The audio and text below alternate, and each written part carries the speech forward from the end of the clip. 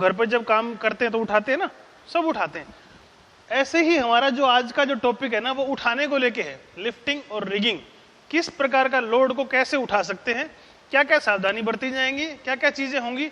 Rigging प्रणाली का नियोजन क्या है, रिगिंग इसको हिंदी में रखा गया है जानबूझ के ताकि आप लोगों को समझ में आए, आप पढ़ भी सकते हैं, समझ में आ रहा है ना। हाँ, तो रिगिंग की प्रणाली का नियोजन क्या है, उठाने से पहले क्या क्या चीजों का ध्यान रखें, सुरक्षा के घटक क्या रहेंगे, क्या क्या सुरक्षा की चीजें आपको देखनी है। रीगर के कर्तव्य क्या है, एज ए रीगर मेरी क्या ड्यूटी रिस्पॉन्सिबिलिटी बनती है, भाई मैं क्या क्या चीजें देखूंगा काम को करने से पहले।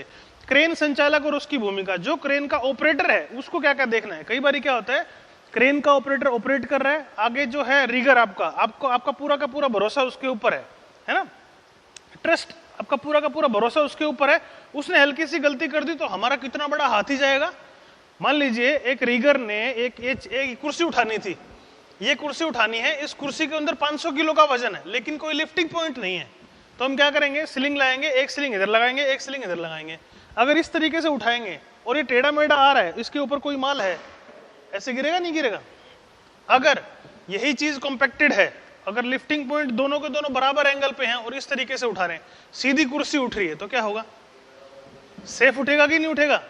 यही सेफ्टी देखनी है भैया। जब भी हम कभी लिफ्टिंग करते हैं, जब भी हम कभी रिगिंग करते हैं, तो ये चीज देखना है कि हमारा लोड सही से बंधा हुआ है कि नहीं बंधा हुआ है।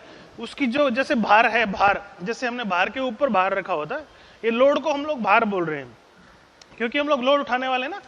तो लोड का जो काम है वो भार की सुरक्षा है आपकी। जैसे गैंट्री से भी आप काम करोगे, क्रेन से आप काम करोगे, हाइड्रा से काम करोगे, जितने भी उठाने के उपकरण हैं, स्लिंग को आप कैसे यूज करोगे, वो सारी चीजों को उठाने का उपकरण, किस तरीके से आपको स्लिंग लगानी है, किस तरीके से आपको हुक लगाना है, कैसे आपको सेफ तरीके से उसको ऊपर उठाना है, और उठाने और रिगिंग के लिए क्या क्या ध्यान देने योग्य बातें हैं।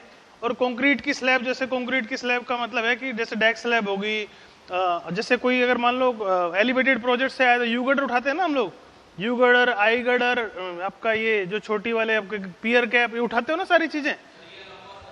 लंबा सरिया है, उसको भी उठाना है, इधर से उधर माल लेके जाना है। अगर किसी चीज के अंदर लिफ्टिंग पॉइंट है तो आपको उठाना इजी हो जाएगा, लेकिन अगर लिफ्टिंग पॉइंट नहीं है तो आप नहीं उठा पाओगे। तो ये चीजें हम देखेंगे किस तरीके से इसमें सावधानी करनी है। हाँ,